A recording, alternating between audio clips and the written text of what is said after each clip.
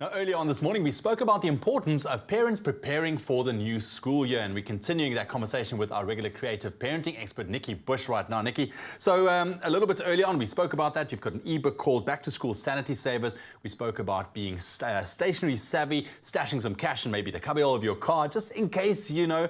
But I think also another question that I would like to ask is, you know, people, you also talk about parents to get with the program before the school year starts, all right? So what exactly does that mean? Is that really just to make sure that you've got everything down before they go? Beyond that, Ewan, so the school has sent a lot of information just before the end of school term last year. Now you've got to implement all that information, but they start sending you school newsletters from the first week of term, announcements, etc. Every time you see a piece of paper coming from school or a WhatsApp message or an SMS, take note and store that information somewhere. So transfer dates into your diary. You know, you need to maybe keep a file. I actually have a file that I keep, an old-fashioned file. So anything printed that comes from school, I put in here. They'll ask for school indemnity forms to be signed because your kids are going to play sport or go on a bus, stuff like that. Keep records of everything. Your phone has got a notes section and you can store a lot of information there. What I'm saying is just make sure you're with the program, that you know what's happening.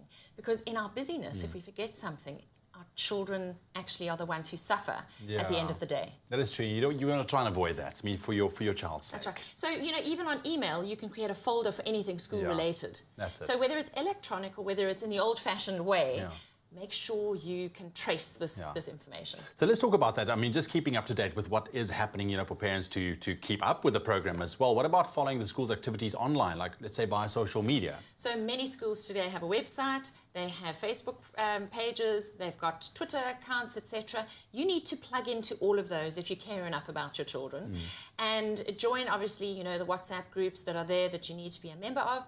And there's something called the D6 communicator, which a large majority of schools use, and it just pops up on your phone or pops up on your computer screen when you switch on in the morning, and it gives you at a glance what's happening at the school today, as well as access to the website, etc. But like, for example, if it rains and sport is rained out, it often gets put up on the school communicator. So you can very quickly keep tabs on what's happening. I think it was also a great way, you know, with things being so busy, you know, having social media, having a smartphone as well. It helps us parents out, actually. 100%. 100%. Last words of advice for our parents out there, just going into the season. Okay, so you are mission control. You need to have good planning in place, and don't forget to put the school's telephone number in your phone. Aha, get the school's telephone number and put it in your phone. I love that. Nikki, thank you very much for joining us this morning. This really is a very important topic, so make sure that you can do everything that you possibly can from a parent's point of view to make things as easy as possible for your child going back to school.